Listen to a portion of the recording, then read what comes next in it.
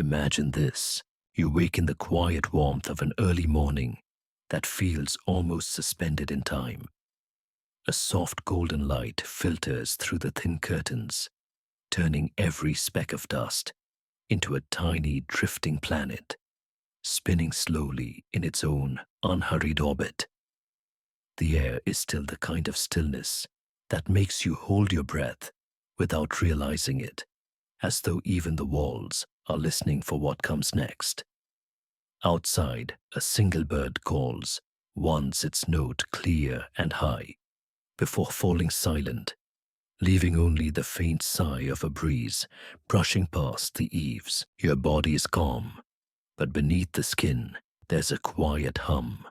Not fear exactly, but the weight of knowing that something important lies ahead. You sit up slowly, feeling the coolness of the wooden floor beneath your feet, the faint creak of the boards as they take your weight. In the corner of the room, waiting like a quiet sentinel, is a neatly folded uniform. The olive drab fabric has been softened by use, its edges slightly frayed, the knees faintly faded from kneeling. The boots below it are polished, though scuffed in places that speak of long marches and uneven ground. There is no rifle leaning beside them, no steel helmet waiting for your head.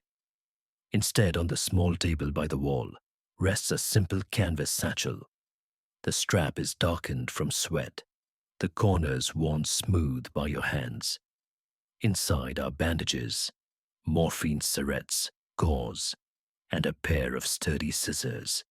It is the quiet kind of kit that no one notices until they need it. And when they do, it becomes the most important thing in the world. This bag is your weapon. This is what you will carry into war. You are Desmond Thomas Doss. The year is 1945. The world is gripped by its second Great War in less than 3 decades, and the Pacific Ocean has become a vast, violent battleground. The war has swallowed islands, cities, and countless lives. Now it is reaching its brutal climax on a place called Okinawa. But before Okinawa, before the sound of mortars and the screams in the smoke, there was a quiet town in Virginia, Lynchburg. It is where you were born on a cold February day in 1919. Your father, a World War I veteran, haunted by the ghosts of the trenches, kept his stories locked behind a silence that weighed heavily in the house. Your mother, a devout Seventh-day Adventist, gave you something else, a faith that was not just for Sundays, but for every breath you took. In your home, the Bible was not a decoration. It was a map for life, its pages worn soft from turning its words, memorized until they lived in your bones. One commandment in particular stayed with you: thou shalt not kill. It was more than a rule. It was a truth you could not betray. You carried it with you like a promise you had made to both God and yourself. But promises are easy in the quiet of home. The real test comes when the world is on fire. When Pearl Harbor was attacked in December of 1941, the United States entered the war. You were 22. Young men from your town went to the recruiting station with steel in their eyes and rifles in their hands.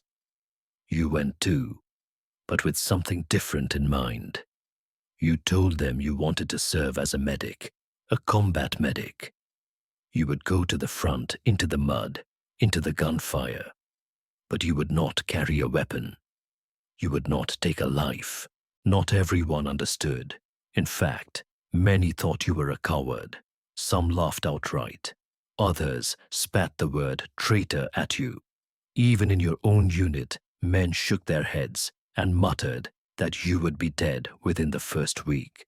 But you knew something they did not. Courage is not the absence of fear, nor is it the willingness to kill. Courage is going where you are needed most, even when everything inside you begs you to stay away. You can still recall the first time you put on the uniform. The fabric was stiff, the insignia freshly sewn, the smell of new cloth mingling with the faint tang of starch. The boots felt heavy at first, their leather unyielding. You were surrounded by men who joked about their rifles, compared pistols, cleaned their bayonets. You cleaned your scissors instead. You checked your bandages twice then, 3 times, as though their readiness might decide whether someone lived to see another dawn. In training, it became clear that the army was not built for men like you. Obedience was expected, conformity demanded, but your faith did not bend easily. You would not drill on the Sabbath. You would not touch a weapon.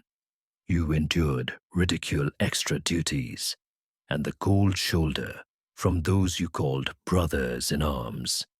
Yet through all of it, you held on to the quiet conviction that you were there for a reason.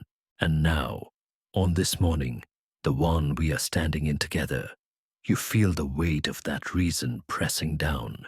Soon, you will step into a place where the air itself feels like it is breaking under the noise of artillery. You will run toward the wounded while others run from the fight. You will carry men heavier than yourself down steep, jagged cliffs under enemy fire. You will count each life saved as a prayer answered. But for now you breathe. You let the stillness hold you. The light through the curtains feels warm on your face. Somewhere far off, someone is starting an engine. The smell of coffee drifts faintly through the air, mingling with the scent of old wood and oiled leather. You are not yet in Okinawa. You are not yet in the chaos. This moment, fragile and fleeting, is yours. In a little while, you will shoulder your bag and walk into history, not as a soldier who kills, but as a medic who saves. And though the world may not yet know your name, it will remember the lives you touched. If you find peace in stories like this, I invite you to stay with us for the journey ahead. Subscribe, follow, and join our quiet corner, where history is told slowly for the mind and for rest. Your support helps keep these stories alive, and every comment or share tells us you want more. Now, let's continue. The road to Okinawa began long before your boots touched the soil of any battlefield. It began in Lynchburg, Virginia, a small American city resting among the gentle Blue Ridge Mountains. In the early years of the 20th century, Lynchburg was a place of brick houses and slow rivers, a place where the rhythm of life was measured not in hours, but in seasons. The winters were sharp but short. The summers were heavy with heat, and the air carried the sweet, earthy smell of freshly cut grass and blooming honeysuckle. Your home stood on a modest street, lined with maples that turned a bright blaze of orange in autumn. It was not a large house, nor a fine one, but it was steady and sure, like the people within it. Inside the kitchen was always warm from the wood-burning stove in winter or the heat of the oven, baking bread in summer.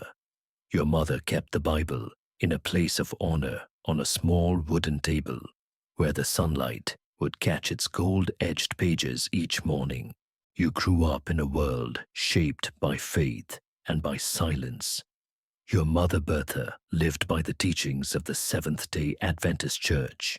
She believed in kindness, in the sanctity of life, and in honoring the Sabbath from sundown Friday to sundown Saturday. She sang hymns as she worked her voice soft and steady, and she taught you that service to others was not a choice, it was a calling. Your father Thomas was a man of fewer words. He had served in the First World War, and though he rarely spoke of it, the shadow of those years hung about him like a coat he could not take off. Sometimes you would see him staring into the distance, his eyes fixed on something you could not see. You learned early that some battles never end, even when the fighting stops. As a boy, you were thin and wiry, with quick hands and a habit of moving quietly as if you didn't want to disturb the air around you. You spent hours exploring the woods beyond town, following the sound of running water until you found yourself beside creeks where minnows darted between stones. You liked the stillness of those places, the sense that the world could be vast and yet deeply personal at the same time.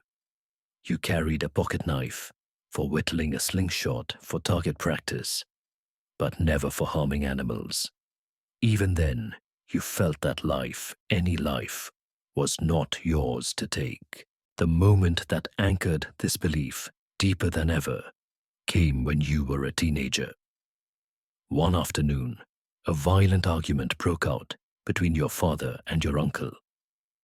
It escalated quickly, harsh words giving way to fists, and before you knew it, your father had pulled a pistol.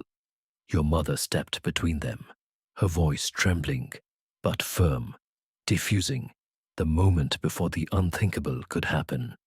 You looked at the gun in his hand and felt a wave of cold move through you. That was the first time you truly understood what it meant for a weapon to end a life in an instant, and you swore to yourself you would never be the one to pull a trigger. The years passed, and the world beyond Lynchburg grew more dangerous. The Great Depression left its mark, though your family weathered it better than some. You took odd jobs, learned carpentry, and found work at a shipyard in Newport News. The shipyard was a place of constant noise, hammers, striking steel sparks flying from welding torches, the deep thud of metal plates being lowered into place. You worked hard, not just for the paycheck, but because building something that would carry others across the sea felt meaningful. Then came December 7th, 1941. You were at work when the news spread. Pearl Harbor had been attacked. The radio crackled with reports Japanese planes burning ships, hundreds dead, and more missing. The United States was now at war fully and without hesitation. Across the country, young men lined up at recruiting stations, ready to take the fight overseas. For you, the decision was complicated. Your heart told you that you could not stand by, while others risked their lives. Your faith told you that you could not harm another person. The two truths seemed to pull you in opposite directions, and yet you found a path that honored them both. You would serve, but you would not kill. You would go into the thick of battle, but your hands would carry healing, not weapons. You enlisted in the U.S. Army in April 1942, declaring yourself a conscientious objector. The term sounded strange, even to you, as though you objected to serving your country, when in truth, you were offering your service fully, just differently. You preferred the phrase conscientious cooperator. You explained that you would go anywhere, endure anything, so long as you did not have to carry a gun. The Army, however, was not built with men like you in mind. From the moment you arrived at training in Fort Jackson, South Carolina, you were an outsider. The other recruits were issued rifles and ammunition. You were issued none. You were assigned to the 77th Infantry Division, and while the men in your unit learned marksmanship and practiced bayonet drills, you learned to apply field dressings, carry the wounded, and use a litter under fire. You memorized the weight of a man on your back, the rhythm of moving low through mud while keeping your balance, the quickest way to apply a tourniquet in the dark. But your refusal to carry a weapon drew hostility. Some called you a coward to your face. Others whispered that you were a danger to the unit, that in combat you wouldn't be able to protect yourself or them. One man told you bluntly that if the fighting got bad, He wouldn't hesitate to accidentally let you fall to enemy fire. You bore it quietly, focusing on your training, knowing that time and actions would speak louder than any argument. In those months, you also learned the limits of your body. Army life was relentless. The early mornings, the long marches with heavy packs, the endless drills in heat and rain. The South Carolina air in summer felt like walking through a wall of steam, your uniform sticking to your skin, sweat running into your eyes. At night, the barracks were hot and close, the air heavy with the mingled scents of wool leather and men's fatigue. You prayed each evening, kneeling by your bunk, a habit that drew more than a few sideways glances. Then came deployment. Guam, Leyte, each island a world unto itself, lush green jungles, sudden storms, heat that pressed against your skin like a weight. You treated wounds in the mud, shielded the injured from flying debris, carried them through waist-deep water to safety. Each time you saved a life, it reinforced your belief that you were where you were meant to be. And yet even these trials would pale beside what awaited on Okinawa. That island, shaped like a crooked dagger in the East China Sea, was the last step before Japan itself. The Japanese forces were dug in deep, with miles of tunnels, bunkers, and concealed artillery. Taking Okinawa would be slow, brutal, and costly. The soldiers knew it. The medics knew it. And somewhere inside, you knew it too. But on the eve of battle, your thoughts were not of strategy or politics. They were of the men beside you, men who might soon lie bleeding, calling for help, their lives balanced on what you could do in the seconds you had. That knowledge settled over you like a second uniform, heavier than the first. The path from Lynchburg to Okinawa had been long marked by choices that set you apart. But you hadn't come this far to turn back. You had no rifle, no bullets, no way to strike the enemy. What you had was a stretcher, a satchel, and an unshakable conviction that every life was worth saving. This was your background. This was the foundation on which the days ahead would be built. And as the transport ships drew closer to the island, as the sound of distant shellfire began to roll across the water, you tightened the strap of your bag and whispered the same prayer you had said every night since you enlisted. Lord, help me get one more. If you've stayed with the story this far, thank you for being here. I invite you to subscribe, follow, and share these quiet journeys through history. Your support lets us keep telling them slowly, carefully, for those who want to listen. Now, let's walk together into the first day. The first day began before the sun had fully risen. You woke to the faint vibration of engines, the deep, steady thrum of the transport ship, pushing through the waters of the East China Sea. The air in the troop compartment was heavy, with the scent of oil salt and the faint metallic tang of fear. Men moved quietly, some checking their weapons, others retying bootlaces, their faces pale in the dim yellow glow of the ship's lamps. You sat on the edge of your bunk, your fingers resting lightly on the strap of your medic's bag, feeling the weight of its contents like a promise you could not break. When the order came to prepare to disembark, the sound of boots on metal deck plates echoed in a steady rhythm.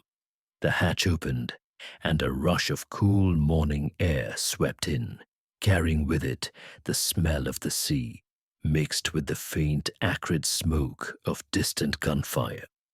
You climbed the ladder to the deck and stepped into a pale, hazy dawn.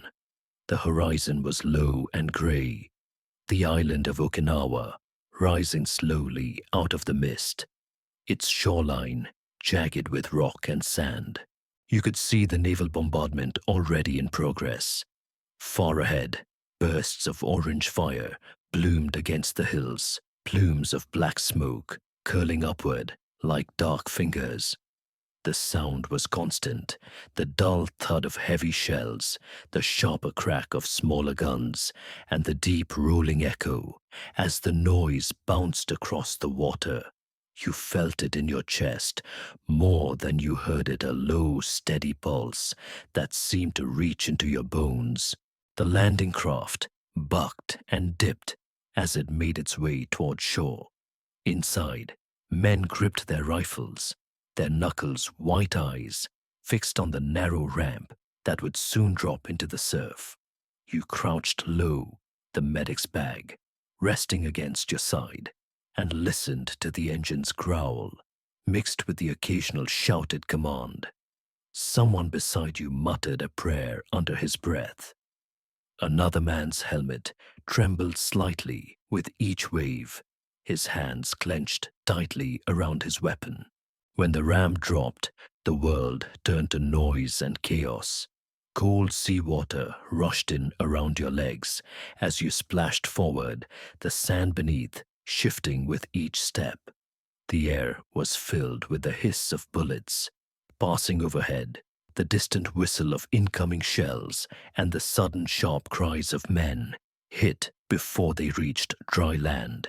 You moved instinctively, keeping low scanning for anyone who had gone down. The first was a young private, no more than 19, lying face down in the shallow water. You dropped beside him, rolling him gently onto his back. His breath was ragged, his eyes wide with shock. A quick glance told you he'd taken shrapnel to the shoulder, the fabric of his uniform, torn and dark with blood. You pressed a dressing into place, speaking softly, not because he could hear over the noise, but because it steadied your own hands. The tide lapped at your knees as you secured the bandage, then signaled 2 riflemen to carry him toward cover. On the beach, the sand was pitted and torn by shell fire. Craters big enough to lie down in offered brief refuge, though the smell of cordite and churned earth filled your nose. Marines and soldiers scrambled forward in bursts, dropping to the ground as machine gun fire raked the shoreline. You followed, weaving from one patch of cover to another, answering the calls of medic that rose above the din. Each one was a thread, pulling you forward, no matter how exposed the ground between you and the voice. Near a tangle of driftwood and broken crates, you found a sergeant clutching his leg, his face pale and slick with sweat. A bullet had passed clean through the muscle, leaving a deep bleeding groove. You knelt, your fingers already working the tourniquet, your ears tuned to the changing pitch of gunfire, the long bursts from the enemy, the answering staccato from your own lines. The sergeant tried to wave you away, insisting there were others worse off, but you shook your head. If you can't walk, you can't fight, you told him, and in a few moments you had the bleeding under control. By mid-morning, the beachhead was secure enough to push inland. The terrain changed quickly, from open sand to tangled undergrowth, from low dunes to jagged coral ridges. Every step inland felt heavier, the pack straps biting into your shoulders, the humid air clinging to your skin like a wet blanket. The cries for medics came from all directions, and each one meant a decision: who could be moved, who could be treated on the spot, and who had to be left with nothing more than morphine and a prayer. You found yourself in a shallow gully, the ground littered with spent cartridges and torn scraps of uniform. A man lay on his side, gasping, a rifle still clutched loosely in one hand. His helmet was gone, his hair matted with dirt and blood. A quick check revealed a chest wound, serious but not yet fatal. You eased him onto his back, propped his head with your knee, and began sealing the wound with a field dressing. Around you, the battle moved in waves, bursts of gunfire, then a moment of eerie quiet before the next surge. You learned to use those moments to work quickly to get a man stable enough to move before the noise returned. The smell of battle was unlike anything you'd known before. Smoke from burning grass and wooden huts mingled with the sharp coppery scent of blood, the acrid sting of explosives, and the faint rot of earth churned up by shells. It clung to your skin, your clothes, your hair, until you could not tell where the battlefield ended and you began. By afternoon, you were deep enough inland to hear the artillery behind you more faintly than the rifle fire ahead. The land rose toward a low ridge, and it was there that you first saw the escarpment, a sheer, jagged cliff the men called Hacksaw Ridge. At the top, somewhere beyond sight, was the plateau where the Japanese had dug in. Reaching it meant climbing under fire, hauling yourself up nets or ropes, with the weight of your gear pulling you backward. That climb would come soon enough. For now, your first day was about survival, not just yours, but the men you could reach in time. You worked until your knees ached from crouching, until your hands were stiff from gripping bandages and stretchers. You learned to ignore the ache in your back, the sting of sweat in your eyes, the cramp in your calves from sudden sprints between cover. You learned that the most dangerous moment was the one when you thought it was safe, because that was when the next burst of gunfire would come. As the sun dipped lower, the light turned a hazy gold, casting long shadows over the uneven ground. You paused for the first time in hours, crouched behind a broken wall, your canteen warm in your hand. The water tasted faintly of metal, but it was enough to ease the dryness in your throat.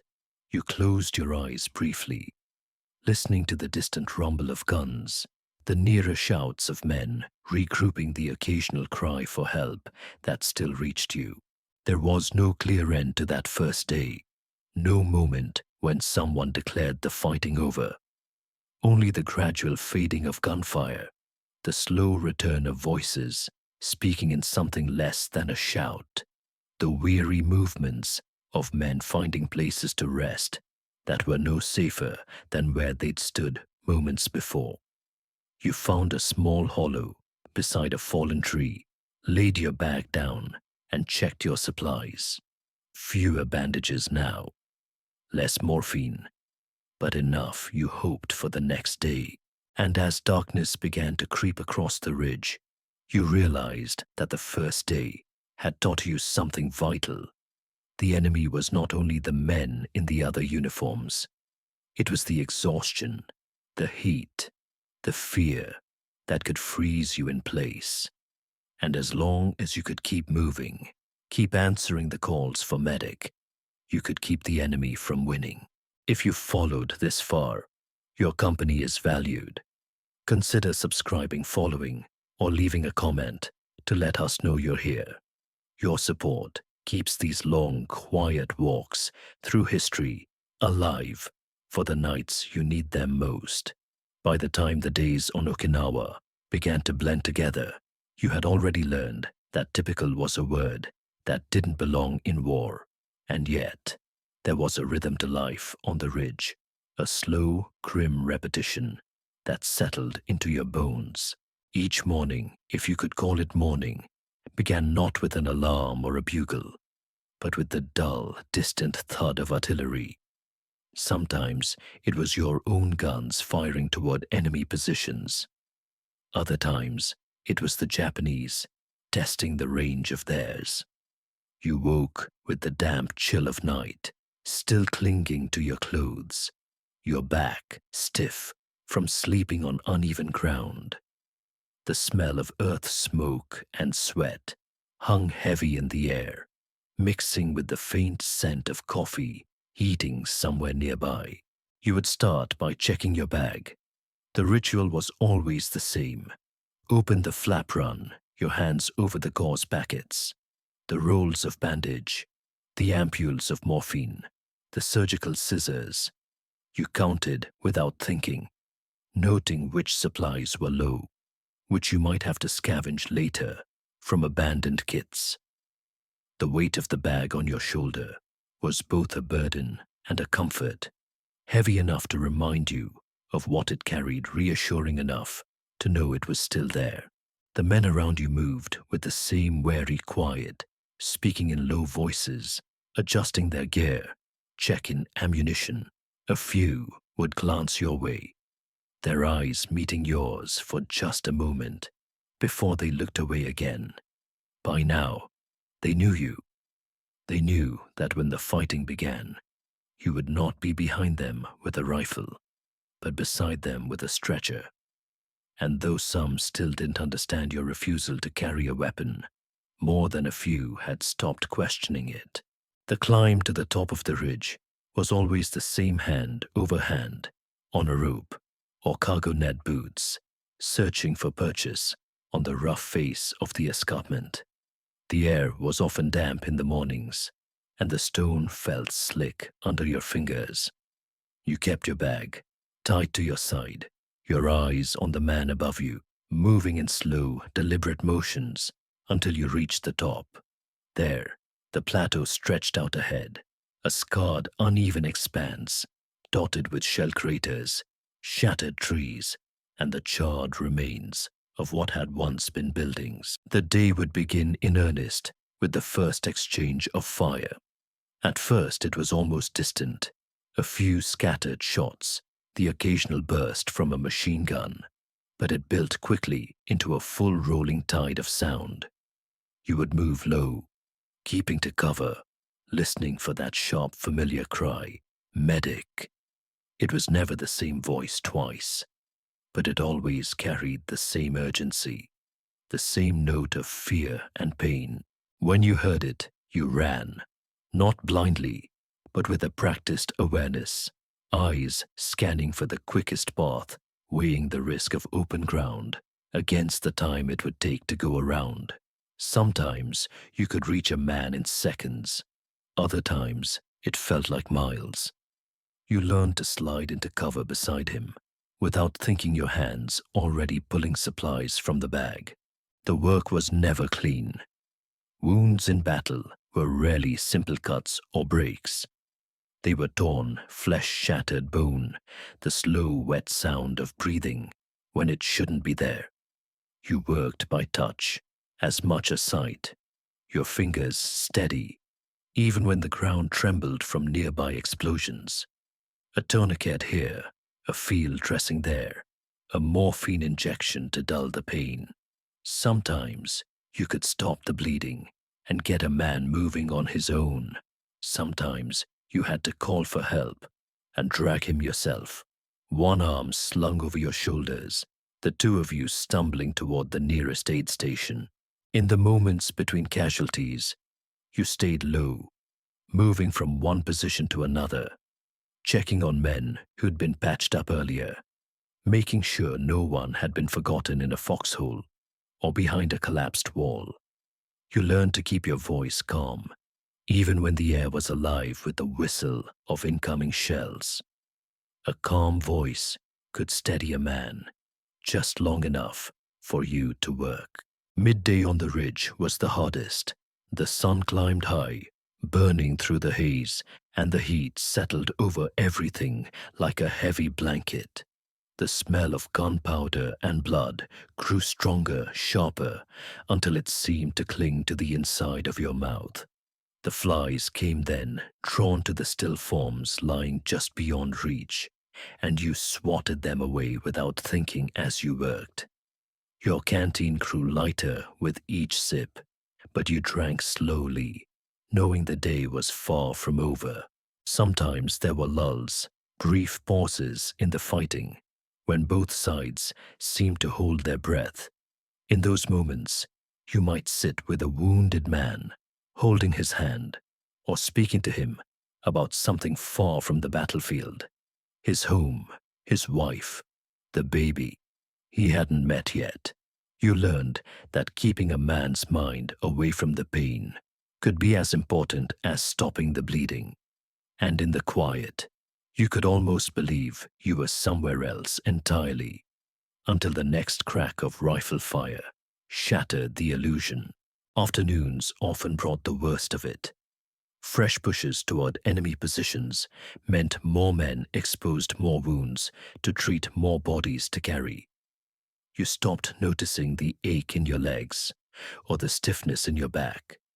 There was only the next voice, the next wound, the next dash across open ground.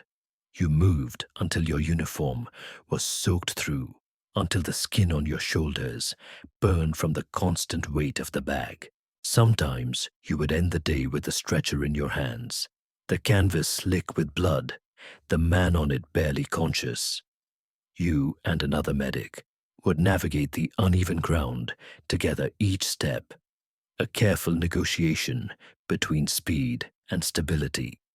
The sound of your own breathing would grow loud in your ears, drowning out even the gunfire, until the moment you reached the relative safety of the aid station. There, you'd lower the stretcher, give a quick report, and turn back toward the ridge.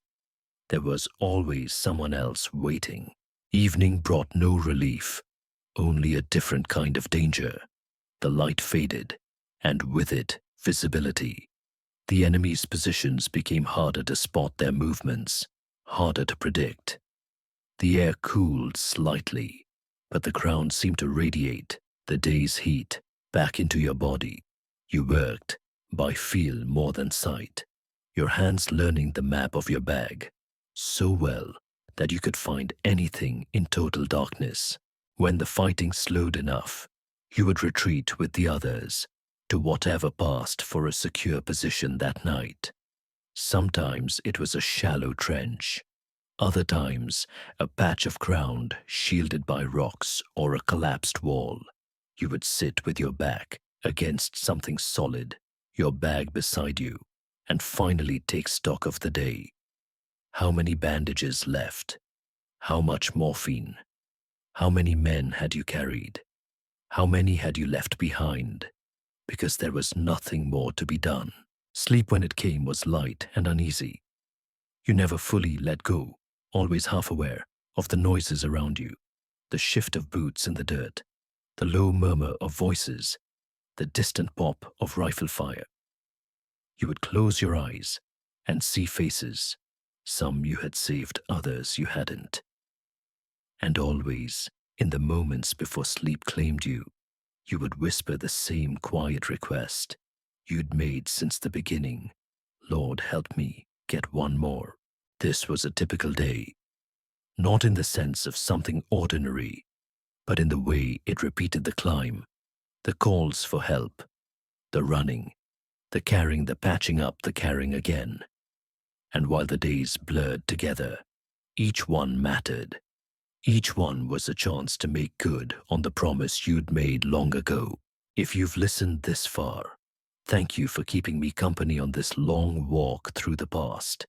If you wish to support these stories, consider subscribing or following so we can keep bringing history to life, slowly and quietly, night after night. Your presence here means more than you know. War tests a man in many ways, but on Okinawa, the tests came one after another, without warning and without mercy. The first challenge was the land itself. Hacksaw Ridge was not just a battlefield, it was an obstacle that seemed to resist every step forward. The earth was hard and dry in places, crumbling beneath your boots and soft as mud in others, sucking at your feet until each movement felt like a battle of its own. Coral outcroppings tore at your hands and knees when you crawled. Jagged rock bit into your palms as you climbed.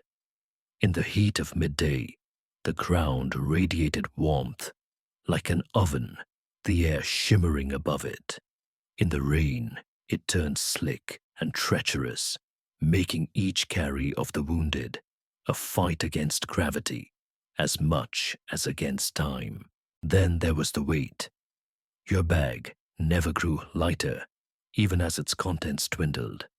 The straps dug deep into your shoulders, the edge of the canvas rubbing a raw spot at your hip. Sometimes you carried another man's weight too, one arm slung over your shoulders, his body leaning heavily against yours.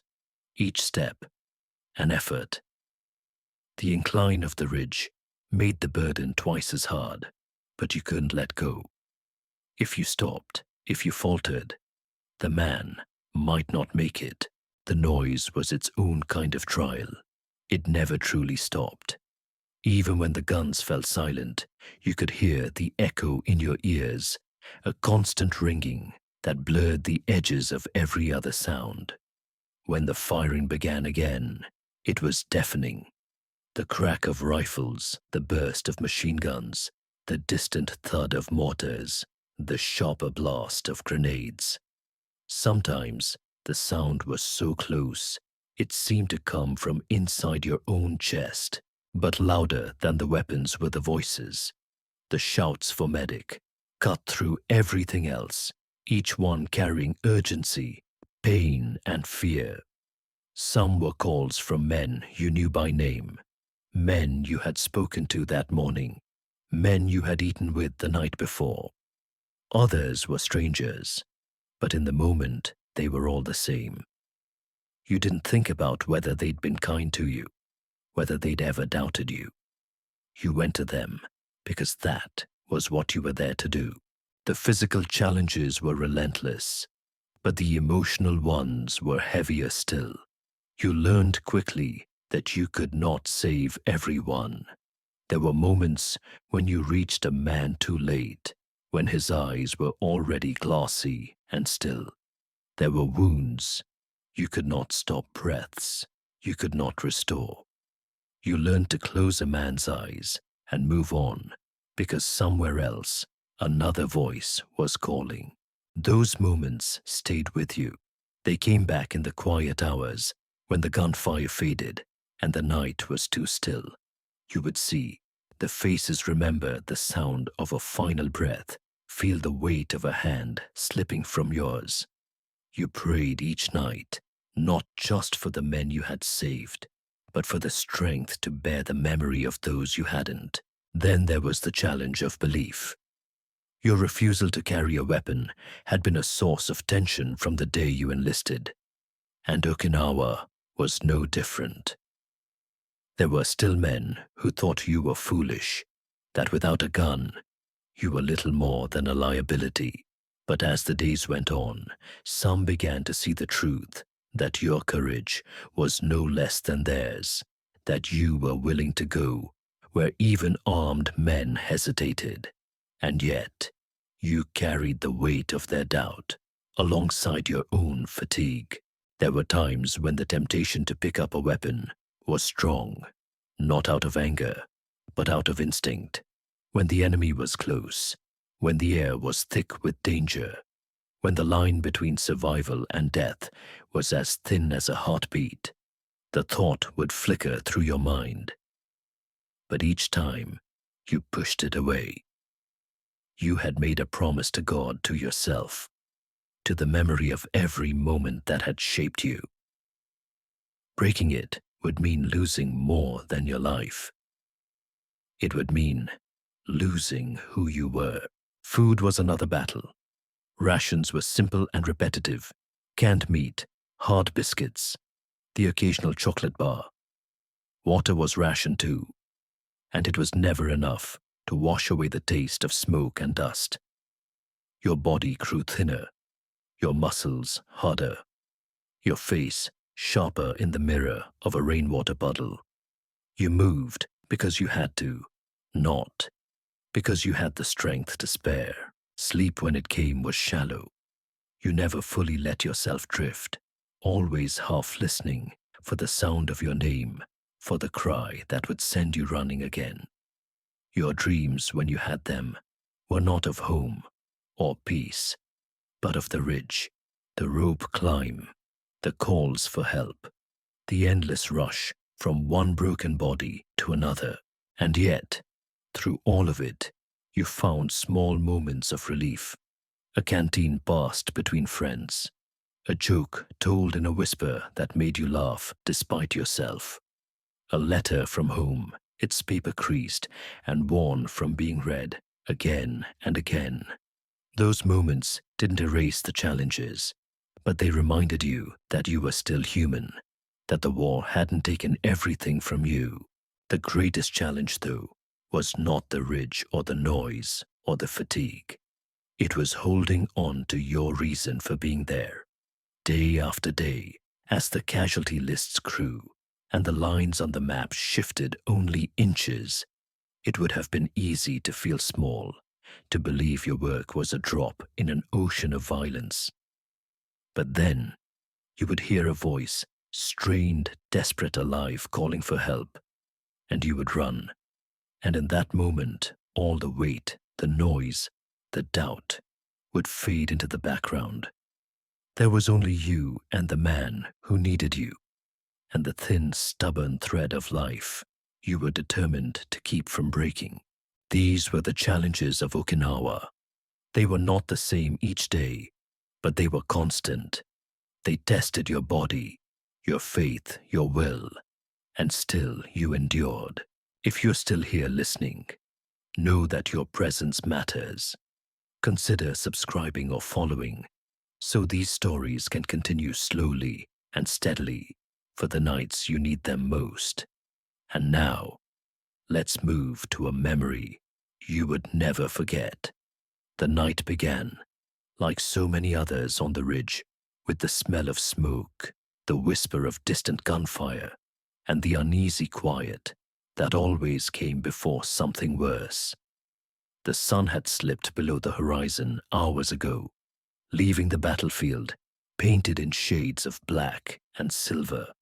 Somewhere far off, flares arced into the sky, their white light hanging for a few brief seconds before fading, plunging the world back into darkness.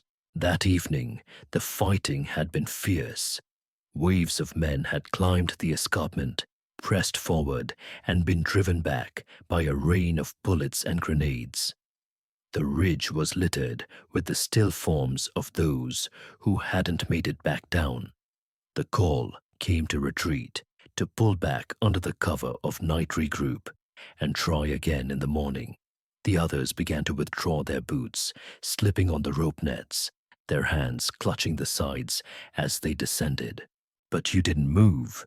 Somewhere out there, beyond the line of retreat, men were still alive, wounded, bleeding, calling for help in voices that were growing weaker with each minute. You could hear them, even over the sound of your own heartbeat. They were not strangers. Some were the same men who had once doubted you, who had mocked you for not carrying a weapon. But that didn't matter. They were your brothers, and they were alone. So while the others went down, you went forward. You moved through the darkness with the slow, deliberate steps of someone who knew that one wrong sound could bring a hail of bullets. The enemy was out there, too hidden in the blackness, their positions marked only by the occasional flash of a muzzle. You kept low, listening for the cries, "Medic over here," and following them like beacons. The first man you reached was barely conscious, his leg shattered by shrapnel. You spoke to him in a low voice, checking the wound by touch, wrapping it tight with a bandage. Then you began the long, careful drag, back toward the edge of the ridge. Each step was a risk. You kept low, your body between him and the direction of enemy fire, your heart pounding at every sudden crack of a rifle. When you reached the cliff's edge, you tied a rope into a loop around his chest. The drop to the bottom was steep and sheer, the kind of height that made your stomach tighten just to look at it. You braced your feet, tightened your grip on the rope, and began lowering him down inch by inch, the rope sliding through your hands, the weight pulling hard on your shoulders. At the bottom, shadowed figures, took him, and carried him to safety. You went back for another, and another. Each time it was the same. Find the wounded, patch them up as best you could in the dark, drag them to the edge, lower them down. You didn't think about how many you had carried, or how many hours had passed. You thought only of the next voice, the next man, lying in the dirt, the next chance to keep someone alive. There were moments when you had to freeze, pressed flat against the earth, as enemy patrols moved nearby. You could hear their voices, the clink of gear, the crunch of their boots. Your fingers tightened on the strap of your bag, your breath shallow until they passed. Then you moved again, slipping through the dark like a shadow. At one point, you found two men together, one with a chest wound, the other with a badly broken arm. You stabilized the chest wound, first, working quickly, your hands steady, even as sweat ran down your temples. Then you helped the man with the arm to his feet, guiding him toward the cliff, while the other crawled beside you. The journey back was slow, every step dragging, but you made it. Both men went down the rope, one after the other, into waiting arms below. The hours blurred together. Your arms ached from pulling, and lifting your knees burned from crawling. The rope cut into your palms, leaving raw patches where the skin tore. But each time you lowered another man to safety, you found yourself whispering the same quiet prayer. Lord, help me get one more. By the time the first light began to creep over the horizon, you had lost count of how many you had saved. The man at the bottom said later it was 75, though you thought it might have been closer to 50. The truth lay somewhere in between, but the number didn't matter. What mattered was that they were alive. When you finally descended the ridge yourself, the world seemed almost unreal. The morning light softened the jagged edges of the battlefield, and for a moment, you could almost forget the night you had just lived through. But then, you saw the men bandaged, resting some asleep, others looking at you with quiet gratitude, and you knew it had been worth every step, every risk, every hour without rest. That night on Hacksaw Ridge would follow you for the rest of your life, not because of the danger or even the number of men you saved, but because it proved something you had believed all along, that courage was not about taking life, but about preserving it, even when the cost was high. If you are still listening, thank you for sharing this moment. If you wish to keep walking through history with me, consider subscribing or following so we can keep these nights alive together. And now, we'll come to the end of this story. Morning on Okinawa had a strange way of pretending nothing had happened the night before. The light would return soft and gold, touching the shattered trees and the torn earth as if it could erase the scars. The breeze carried the scent of salt from the sea, mingled with the faint smoke of fires still smoldering somewhere out of sight. The noise of battle for a few moments seemed far away, but for you, the night was still there, in the ache of your arms, in the raw skin of your hands, in the memory of each man's weight as you lowered him to safety. You sat for a while near the base of the ridge, your medic's bag at your side, its contents nearly gone. Around you the wounded rested in rows, their breathing slow, their faces pale but alive. Some were asleep, others awake and watching you with quiet eyes. None of them spoke. They didn't need to. In those moments, you didn't think about the medals that might come, or the words that would later be written about what you had done. You thought about the small details, the way the rope had burned against your palms, the sound of boots hitting the ground. When a man landed safely, the relief in seeing another stretcher carried toward the aid station instead of away from it. Those were the things that stayed. The battle for Okinawa went on.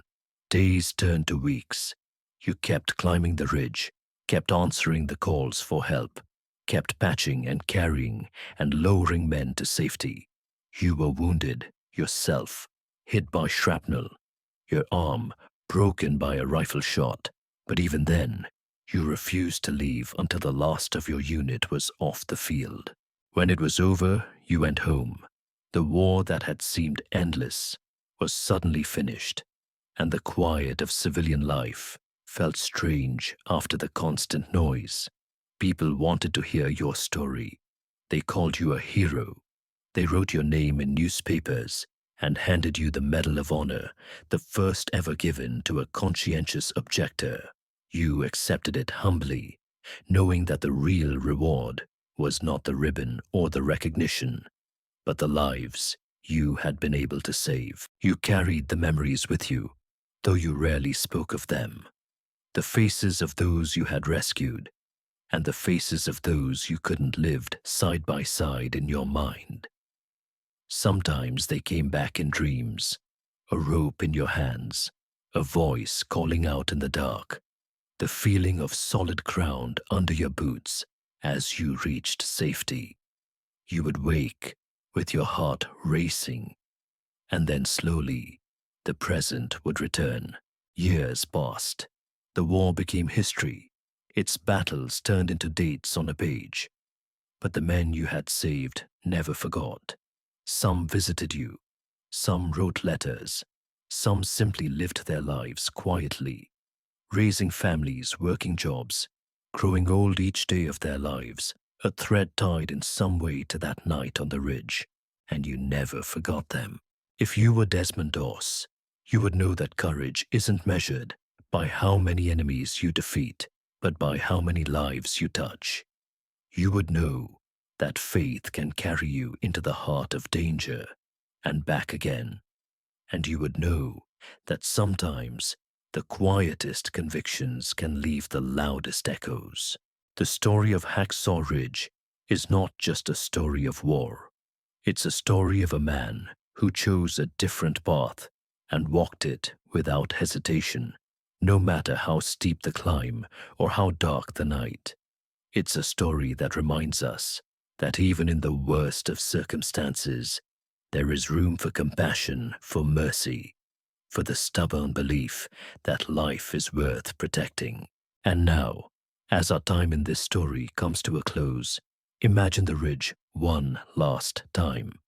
The ropes are still there, swaying gently in the breeze.